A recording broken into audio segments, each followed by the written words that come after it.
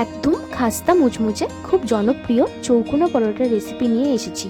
এই পরোটাটা এতটাই খেতে সুস্বাদু হয় যে তোমরা শুধুই খেয়ে ফেলতে পারবে। একঘেয়ে পরোটার রেসিপি থেকে বেরিয়ে এই রকমভাবে একবার বাড়িতে বানিয়ে দেখতে পারো। আমি ঠিক যেরকমটা দেখাচ্ছি ভিডিও স্কিপ না করে সেম প্রসিডিওর ফলো করলে তোমাদের হাতের বানানো পরোটাও ঠিক এই রকম খাস্তা মুচমুচে হবে। দেখবে পরোটার লেয়ারগুলো পুরো কাগজের মতো পাতলা থাকবে।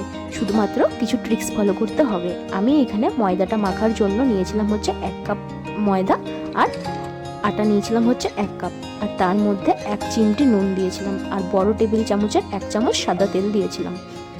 আর তারপর ভালোভাবে ময়ম দিয়ে শুকনো উপকরণগুলো মেখে নিয়েছিলাম তেলের সাথে। তারপরে হালকা উষ্ণ উষ্ণ গরম জল নেবে, একদম গরম না, উষ্ণ গরম জল দিয়ে বেশ বেশি শক্তও না আবার খুব নরমও না, এরকমভাবে একটা ডো রেডি করে নিতে হবে।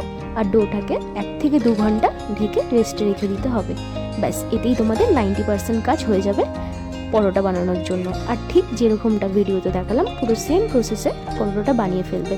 আর গরম গরম পরিবেশন করবে। কষা মাংস, ডিম ভাজি, সবজি, তন্দুরি, তোমাদের যেটা পছন্দ তার সাথে সার্ভ করতে পারবে। চাইলে শুধুও খেয়ে নিতে পারবে, এতটাই টেস্টি হয়। এখানে পরোটাটা ভাজার সময় কোনো টেকনিক্যাল ইস্যুর জন্য এরকম কালার চলে এসেছিলো। আমি ভিডিওটা এডিট করার সময় দেখলাম, তো এতে তোমরা কিছু মাইন্ড করো না। আর দেখো কতটা খাস্তা ও কাগজের মতো পাতলা হয়েছিল, আর খেতেও কিন্তু অসাধারণ হয়েছিল।